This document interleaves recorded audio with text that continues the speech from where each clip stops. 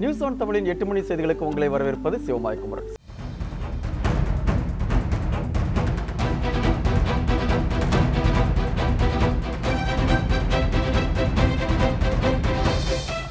மேட்டூர் அணையை தூர்வாரும் பணியை முதலமைச்சர் எடப்பாடி பழனிசாமி இன்று தொடங்கி வைத்தார். மேட்டூர் அணை கட்டப்பட்டு 83 ஆண்டுகளுக்கு பிறகு முதன்முறையாக அணையை தூர்வாரும் பணி இன்று தொடங்கியது. மேட்டூர் அணை அருகே உள்ள மூலக்காடு பகுதியில் தூர்வாரும் பணியை தமிழக முதலமைச்சர் எடப்பாடி பழனிசாமி தொடங்கி வைத்தார். முதல் கட்டமாக மேட்டூர் அணையின் வலது கரையில் மூலக்காடு, பண்ணவாடி பகுதிகளிலும், இடது கரையில் கீரைக்காரனூர் பகுதிகளிலும், தருமபுரி மாவட்டம் நாகமரை கிராமத்தில் கிணற்றுப்பள்ளம், சித்தையன் கோவில் ஏரி பகுதிகளிலும் மேட்டூர் நீர்க்கேற்றில் படிந்துள்ள வண்டல் மண்ணை அள்ள அனுமதி வழங்கப்பட்டுள்ளது. விவசாயிகளுக்கு ஏக்கருக்கு 10 டிராக்டரும், மண்பாண்டம் செய்பவர்களுக்கு 20 டிராக்டரும், கிராவல் மண் நபருக்கு 10 டிராக்டரும் விலையின்றி அள்ளிக்கொள்வதும் அரசு அனுமதி வழங்கியுள்ளது. மேட்டூர் அணையை தூர் வாருவதற்கான ஏற்பாடுகளை பொதுப்பணித்துறை மற்றும் வருவாய்த்துறை அதிகாரிகள் இணைந்து கவனித்து வருகின்றனர். 1934ஆம் ஆண்டு கட்டி முடிக்கப்பட்ட இந்த மேட்டூர் அணை இதுவரை யாரும் தூர்வாரப்படவில்லை. இப்பொழுது அம்மாவுடைய அரசு, விவசாயிகளுடைய அரசு, மக்களுடைய அரசு, மக்களுக்கு தேவையான குடிநீர் பிரச்சனை தீர்ப்பதற்கும் விவசாயிகளுக்கு தேவையான நீரை சேமிப்பதற்கும் முதற்கட்டமாக இந்த அணை தூர்வாருகின்ற பணி நடைபெறுகின்றது. இதை வரவேற்றுகின்றார்கள். ஆகவே இந்த பணி முதலாக துவங்கப்படுகின்றது. ஆகவே இதை அனைவரும் விவசாய பெருமக்கள் அத்தனை பேரும் வரவேற்கின்றார்கள், பொதுமக்கள் அத்தனை பேரும் வரவேற்கிறார்கள் என்ற சந்தர்ப்பத்திலே தெரிவித்துக் கொள்கின்றேன். பள்ளிகளுக்கான இலவச பாடநூல்கள் அனைத்தும் தயார் நிலையில் உள்ளதாக தமிழக அரசு அறிவித்துள்ளது. இது தொடர்பாக பாடநூல் மற்றும் கல்வியியல் பணிகள் கழகம் வெளியிட்டுள்ள அறிக்கையில், ஜூன் 7ஆம் தேதி பள்ளிகள் திறக்க உள்ள நிலையில் பாடநூல்கள் அச்சிடப்பட்டு தயார் நிலையில் உள்ளதாக தெரிவிக்கப்பட்டுள்ளது. விலையில்லா மற்றும் விற்பனைக்கான பாடநூல்கள் அனைத்தும் சம்பந்தப்பட்ட 67 கல்வி மாவட்டங்களுக்கு 100% அனுப்பப்பட்டு விட்டதாகவும், சுயநிதி மற்றும் தனியார் பள்ளிகளுக்கு விற்பனை பாடநூல்கள் வழங்கப்பட்டு வருவதாகவும் குறிப்பிடப்பட்டுள்ளது. www.textbookcorp.in என்ற இணையதளம் மூலம் 12,240 தனியார் பள்ளிகள் முன்பதிவு செய்துள்ளதாகவும், அண்ணா நூற்றாண்டு நூலகத்தில் பாடநூல் விற்பனை நிலையம் ஒன்றை அமைக்கும் நடவடிக்கையும் தற்போது மேற்கொள்ளப்பட்டு வருவதாக அந்த செய்திக்குறிப்பில் தெரிவிக்கப்பட்டுள்ளது. அரசு பள்ளி மாணவர்கள் தான் இந்திய அளவில் சிறந்த மாணவர்களாக திகழ்ந்து வருவதாக பள்ளிக்கல்வித்துறை அமைச்சர் செங்கோட்டையன் தெரிவித்துள்ளார். ஈரோடு மாவட்டம் கோபிச்செட்டிப்பாளையம் அருகே உள்ள பள்ளியில் மருத்துவ முகாம் நடைபெற்றது. இதில் தமிழக பள்ளிக்கல்வித்துறை அமைச்சர் செங்கோட்டையன் கலந்து கொண்டார். நிகழ்ச்சியில் செய்தியாளர்களிடம் பேசிய அவர், தமிழகத்தில் பள்ளிகள் திறக்கும் நாளில் அரசு பள்ளிகளில் மாணவர்களுக்கு 14 பொருட்கள் வழங்கப்படும் என்று தெரிவித்தார். மேலும் தனியார் பள்ளிகளில் அதிக கட்டணம் வசூல் செய்வதை தடுக்க ஓய்வு பெற்ற நீதிபதி தலைமையில் குழு ஒன்று அமைக்கப்பட்டு கண்காணித்து வருவதாக கூறினார். அவர்கள் கவனத்திற்கு வரும் தனியார் பள்ளிகள் மீது உரிய நடவடிக்கை எடுக்கப்படும் என்றும் அமைச்சர் செங்கோட்டையன் தெரிவித்துள்ளார். ஒரு கமிஷனை நாங்கள் நியமித்திருக்கிறோம். மாசிலாமணி உயர்நீதிமன்றத்து நீதிபதியாக ஓய்வு பெற்றவர் அதற்கு கமிஷனாக நியமிக்கப்பட்டிருக்கிறார். தனியார் கல்விகளிலே கூடுதல் கட்டணம் பெறுவார்களேயானால் அவர்கள் அவருடைய கவனத்திற்கு எடுத்துச் சென்றால் உரிய நடவடிக்கை மேற்கொள்ளப்படும். மருத்துவர்கள் அனுமதித்தால் பிறந்தநாள் விழாவில் திமுக தலைவர் கருணாநிதி பங்கேற்பார் என்றும், இந்திய அரசியலில் திருப்புமுனையை ஏற்படுத்தும் விழாவாக இதனை மாற்ற வேண்டும் எனவும் அக்கட்சியின் செயல் தலைவர் மு க ஸ்டாலின் தொண்டர்களுக்கு தெரிவித்துள்ளார். இதுகுறித்து அவர் எழுதியுள்ள கடிதத்தில், ஏறத்தாழ 50 ஆண்டுகளாக தமிழக அரசியலின் ஆணிவேராக நிலைத்து அச்சாணியாக செயல்படுபவர் கருணாநிதி என்றும், பல குடியரசுத் தலைவர்களையும் பிரதமர்களையும் தேர்வு செய்வதில் முக்கிய பங்காற்றியவர் எனவும் குறிப்பிட்டுள்ளார். சமூக நீதி கொள்கையை இந்தியாவின் அனைத்து கட்சிகளும் ஏற்க வைத்தவர் கருணாநிதி எனவும் புகழாரம் சூட்டியுள்ளார். தற்போது மருத்துவர்களின் முழு கண்காணிப்பில் கருணாநிதி இருப்பதால் அவர்களின் அறிவுரைப்படி செயல்பட வேண்டிய நிலையில் உள்ளதாகவும், அவர்கள் அனுமதி அளித்தால் விழாவில் அவர் பங்கேற்பார் என்றும் குறிப்பிட்டுள்ளார். கருணாநிதியின் பிறந்தநாள் விழா, வைர விழா ஆகியவற்றை இந்திய அரசியலில் திருப்புமுனையை ஏற்படுத்தும் விழாவாக்கும் வகையில் தொண்டர்கள் அனைவரும் பங்கேற்க வேண்டும் எனவும் ஸ்டாலின் கேட்டுக்கொண்டுள்ளார். தமிழகத்தின் பல்வேறு மாவட்டங்களில் மதுக்கடையை அடித்து நொறுக்கியும் மதுக்கடையை முற்றுகையிட்டும் பொதுமக்கள் போராட்டத்தில் ஈடுபட்டனர். தருமபுரி மாவட்டம் காரிமங்கலம் மொரப்பூர் சாலையில் ஏற்கனவே 2 மதுக்கடைகள் உள்ள நிலையில் 3வது புதிதாக ஒரு மதுக்கடை திறக்கப்பட்டது. இதனால் ஆத்திரமடைந்த அப்பகுதி பெண்கள் 50க்கும் மேற்பட்டோர் திடீரென வந்து மதுக்கடையை அடித்து நொறுக்கி தங்கள் ஆதங்கத்தை வெளிப்படுத்தினர். நாமக்கல் மாவட்டம் ராசிபுரம் அருகே களரம்பட்டியில் மதுக்கடை திறக்க பணிகள் நடைபெற்று வந்தன. இதற்கு எதிர்ப்பு தெரிவித்து அப்பகுதியைச் சேர்ந்த 100க்கும் மேற்பட்டோர் கடை முன்பாக திரண்டு வந்து ஆர்ப்பாட்டத்தில் ஈடுபட்டனர். சிவகங்கை மாவட்டம் காரைக்குடி சந்தைப்பேட்டையில் உள்ள மதுக்கடையை அகற்ற கோரி 150க்கும் மேற்பட்ட பெண்கள் கடையை முற்றுகையிட்டு போராட்டம் நடத்தினர். இந்த போராட்டத்தை அடுத்து மதுக்கடையை அடைத்துவிட்டு ஊழியர்கள் வெளியேறினர். பின்னர் காவல்துறையினர் வந்ததும் அவர்களின் பாதுகாப்புடன் மதுக்கடை திறக்கப்பட்டு மது விற்பனையும் நடைபெற்றது. சேலம் மாவட்டம் ஓமலூர் அருகே முத்துநாயக்கன்பட்டி அரசு மேல்நிலைப் பள்ளியில் விடுமுறை நாட்களில் குடிகாரர்கள் மது அருந்துவிட்டு பாட்டில்களை உடைத்துவிட்டு செல்கின்றனர். இதனால் உடைந்த பாட்டில்கள் மாணவர்களின் கால்களில் குத்தும் அபாயம் உள்ளது. நீலகிரி மாவட்டம் கூடலூர் பாடந்துறையை ஒட்டியுள்ள மூச்சுக்கண்டியில் குடியிருப்பு பகுதியில் உள்ள மதுக்கடையை மூடக்கோரி பொதுமக்கள் ஆர்ப்பாட்டத்தில் ஈடுபட்டனர். திருச்சி மாவட்டம் சிறுகனூரில் உள்ள மதுக்கடையை மூட வலியுறுத்தி சிறுகனூர், ரெட்டிமாங்குடி, சிஆர் பாளையம், கொளக்குடி ஆகிய ஊர்களைச் சேர்ந்த மக்களுடன் மக்கள் அதிகார அமைப்பினரும் சேர்ந்து மதுக்கடையை முற்றுகையிட்டு போராட்டத்தில் ஈடுபட்டனர். தேனி மாவட்டம் ஆண்டிப்பட்டி அருகே கொண்டமநாயக்கன்பட்டியில் இருந்து வத்தல கொண்டு செல்லும் சாலையில் உள்ள மதுக்கடையை மூடக்கோரி 200க்கும் மேற்பட்டோர் சாலையில் முற்றுகையிட்டனர். ஆன்லைன் மூலம் மருந்து விற்பனையை கண்டித்து திட்டமிட்டபடி நாளை மறுநாள் கடையடைப்பு போராட்டம் நடத்தப்படும் என மருந்து வணிகர்கள் அறிவித்துள்ளனர். சென்னை மாவட்ட மருந்து வணிகர்கள் சங்கத்தின் பொதுச் செயலாளர் செல்வன் சென்னையில் செய்தியாளர்களை சந்தித்தார். அப்போது பேசிய அவர், ஆன்லைன் மூலம் மருந்து விற்பனை செய்யப்படுவதை கண்டித்து வரும் 30ஆம் தேதி கடையடைப்பு போராட்டம் நடத்தப்படும் என ஏற்கனவே அறிவிக்கப்பட்டிருந்ததை சுட்டிக்காட்டினார். ஆனால் இது தொடர்பாக மத்திய அரசு தங்களை அழைத்து பேச்சுவார்த்தை நடத்தாததால் திட்டமிட்டபடி கடையடைப்பு நடத்தப்படும் என்றும் அவர் தெரிவித்தார். மத்திய அரசை கண்டித்து நடத்தப்படும் இந்த போராட்டத்தில் தமிழகத்தில் மட்டும் 30,000 மருந்து கடைகள் அடைக்கப்படும் என்றும் செல்வன் அறிவித்துள்ளார். எனவே பொதுமக்கள் தங்களுக்கு தேவையான மருந்துகளை முன்கூட்டியே வாங்கி வைத்துக் கொள்ள வேண்டும் என்று மருந்து வணிகர் சங்கத்தின் பொதுச் செயலாளர் செல்வன் வேண்டுகோள் விடுத்துள்ளார்.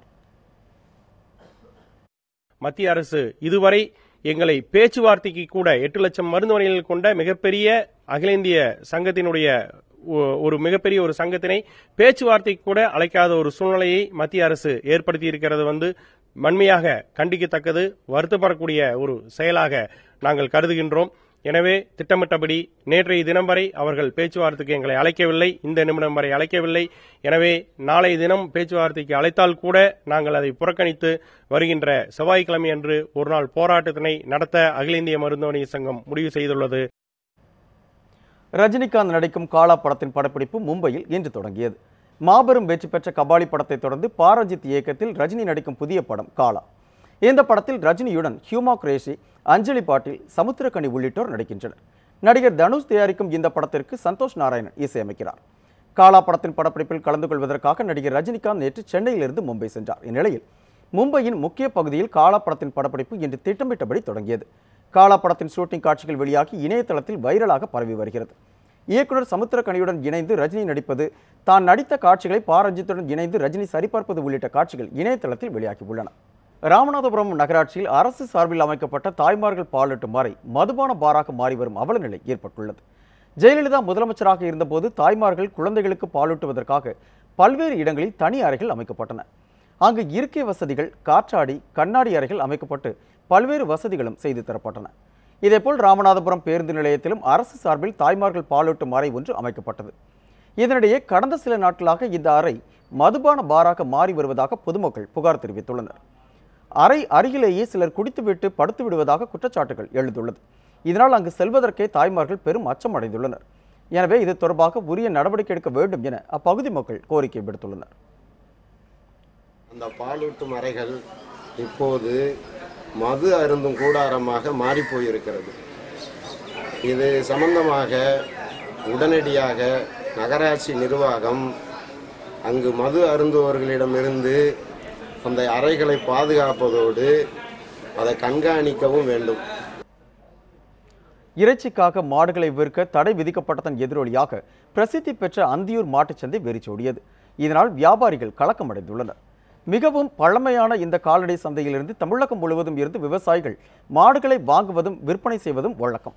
மேலும் ஆந்திரா, கர்நாடகா மற்றும் கேரளா பகுதிகளைச் சேர்ந்த வியாபாரிகளும் மாடுகளை வாங்கிச் செல்ல இங்கு வருகை தருகின்றனர். மாடுகளை இறைச்சிக்காக பயன்படுத்தக்கூடாது என்ற மத்திய அரசின் உத்தரவை தொடர்ந்து வியாபாரிகள் யாரும் கால்நடைகளை விலை கொடுத்து வாங்க முன்வராததால் மாட்டுச்சந்தை வெறிச்சோடி காணப்பட்டது. இதனால் கால்நடைகளை விற்பனைக்கு கொண்டு வந்தவர்கள் திரும்ப அழைத்து சென்றனர். இங்கே அடிமாடுகள் மட்டுமல்ல, விவசாய நிலங்களுக்கு தேவையான உழவு மாடுகள், கறவை மாடுகள், ஆடு, இது எல்லாமே காலங்காலமாக இங்கே வந்துட்டு இருக்கு. ஆனால் இன்றைக்கி மத்திய அரசாங்கம் கொண்டு வந்த சட்டத்தினால இன்றைக்கி இதை பார்த்த வெளிமாநிலத்தினுடைய வியாபாரிகளும் விவசாயிகளும் கொண்டு விற்பனைக்கும் கொண்டு வரல, வாங்குறதுக்கும் யாரும் வரல. வாரம் 10-30 மாடு 100 மாடாட்டம் வருங்க. இந்த வாரம் வரலிங்க, சரியா வியாபாரமே இல்லைங்க. எல்லாம் கோந்துக்கிட்டு சும்மா இருக்கிறோம். அவங்க வண்டி எடுத்துக்கிட்டு ஒரு 50 டிக்கெட்டு கூட வரல. மறைந்த தூத்துக்குடி திமுக மாவட்ட செயலாளர் என் பெரியசாமியின் உடல் அவரது சொந்தமான தூத்துக்குடியில் நல்லடக்கம் செய்யப்பட்டது. தூத்துக்குடி தெற்கு மாவட்ட செயலாளரும் திமுக தலைவர் கருணாநிதியால் முரட்டு பக்தர் என்று அழைக்கப்பட்ட என் பெரியசாமி கடந்த 26ஆம் தேதி சென்னையில் உடல்நலக்குறைவால் காலமானார். அவர் உடல் போல்பேட்டையில் உள்ள அவரது வீட்டில் பொதுமக்கள் அஞ்சலிக்காக வைக்கப்பட்டது. இதனிடையே நேற்று காலை என் பெரியசாமியின் உடலுக்கு திமுக கொடியினை போர்த்தி மு.க.ஸ்டாலின் அஞ்சலி செலுத்தினார். இதனையடுத்து என் பெரியசாமியின் இறுதி ஊர்வலம் இன்று நடைபெற்றது. இதில் மு.க.ஸ்டாலின், துரைமுருகன், பொன்முடி, KN நேரு, KKSSR ராமச்சந்திரன் உள்ளிட்டோர் கலந்து கொண்டனர். தூத்துக்குடி நகரின் முக்கிய வீதிகள் வழியாக கொண்டு வரப்பட்ட என் பெரியசாமியின் உடல் போல்பேட்டையில் உள்ள அவரது சொந்தமான இடத்தில் நல்லடக்கம் செய்யப்பட்டது. என் பெரியசாமியின் உடல் நல்லடக்கம் செய்யப்பட்ட இடத்தில் தமிழ்நாடு காங்கிரஸ் கமிட்டி தலைவர் திருநாவுக்கரசர் மாலை அணிவித்து அஞ்சலி செலுத்தினார்.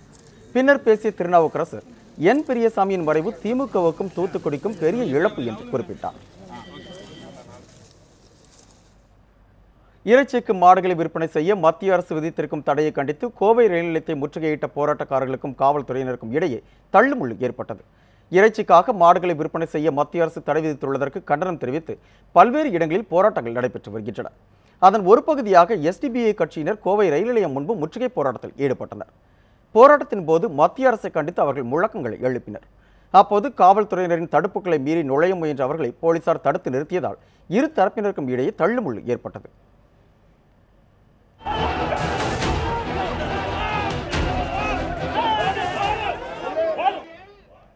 CBSE 12ஆம் வகுப்பு தேர்வு முடிவுகள் இன்று வெளியாகின. நாடு முழுவதும் 82% மாணவ மாணவிகள் தேர்ச்சி பெற்றுள்ளனர். CBSE 12ஆம் வகுப்பு தேர்வு தேசிய அளவில் கடந்த மார்ச் மாதம் நடைபெற்றது. மொத்தம் 10,98,891 மாணவ மாணவிகள் இந்த தேர்வை எழுதினர். இந்நிலையில் மொத்தமுள்ள 10 மண்டலங்களுக்கான CBSE தேர்வு முடிவுகள் இன்று வெளியாகின. இதில் உத்தரப்பிரதேச மாநிலம் நொய்டாவில் உள்ள அமிதி சர்வதேச பள்ளி மாணவி ரக்ஷா கோபால் 99.6% மதிப்பெண்ணுடன் முதலிடம் பிடித்தார்.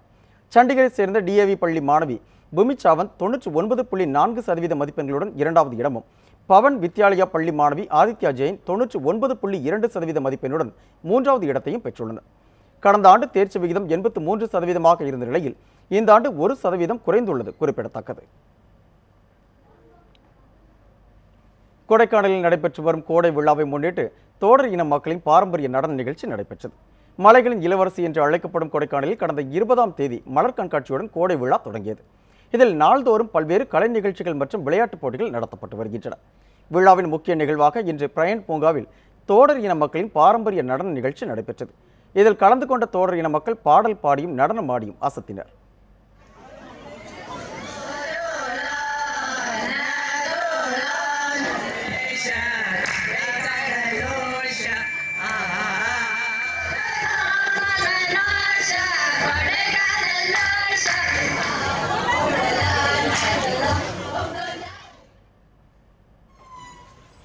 வார விடுமுறையை ஒட்டி கொடைக்கானல் பிரயன் பூங்காவில் சுற்றுலாத்துறை மற்றும் மாவட்ட நிர்வாகம் ஏற்பாடு செய்துள்ள இந்த கலை நிகழ்ச்சியை பார்த்து சுற்றுலா பயணிகள் மகிழ்ச்சி அடைந்தனர்.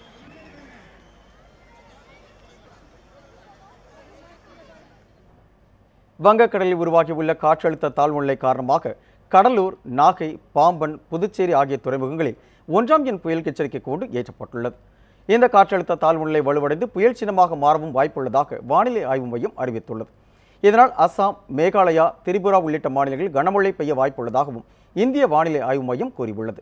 இதற்கிடையே காற்றழுத்த தாழ்வு பகுதியால் தமிழகத்தில் மழை பெய்ய வாய்ப்பில்லை என சென்னை வானிலை ஆய்வு மையம் தெரிவித்துள்ளது. வங்கக்கடலில் காற்றழுத்த தாழ்வுநிலை, தாழ்வு மண்டலம் போன்றவை ஏற்படும் போது 1ஆம் எண் புயல் கூண்டு ஏற்றப்படுவது வழக்கமான ஒன்றுதான் என்றும் தெரிவிக்கப்பட்டுள்ளது. பிரதமர் மோடி தலைமையிலான 3 ஆண்டு ஆட்சியையும் முந்தைய காங்கிரசின் கடைசி 3 ஆண்டுகால ஆட்சியுடன் ஒப்பிடுகையில் இந்தியாவின் ஜம்மு காஷ்மீரில் தீவிரவாத நடவடிக்கைகளால் ஏற்படும் உயிரிழப்புகள் அதிகரித்துள்ளதாக தகவல் வெளியாகியுள்ளது.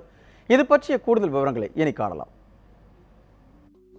ஜம்மு காஷ்மீரில் தீவிரவாதத்தால் ஏற்பட்ட உயிரிழப்புகள் 42% அதிகரிப்பு. மோடியின் 3 ஆண்டு ஆட்சியில் உயிரிழந்த பாதுகாப்புத்துறை பிரிவினர் 191 பேர். காங்கிரசின் கடைசி 3 கால ஆட்சியில் உயிரிழந்த பாதுகாப்புத்துறை பிரிவினர் 111 பேர். ஜம்மு காஷ்மீரில் தீவிரவாதத்தால் உயிரிழந்த பொதுமக்களின் எண்ணிக்கை 37% அதிகரிப்பு. இந்திய பாதுகாப்பு படையால் கொல்லப்படும் தீவிரவாதிகளின் எண்ணிக்கை 32% அதிகரிப்பு. கடந்த 2 ஆண்டுகளில் மட்டும் தீவிரவாதத்தால் 484 பேர் உயிரிழந்துள்ளனர். இத்துடன் 8 மணி செய்திகள் நிறைவு பெறுகிறது. அண்மை செய்திகளுக்கு இணைந்திருங்கள் நியூஸ் 7 தமிழோடு.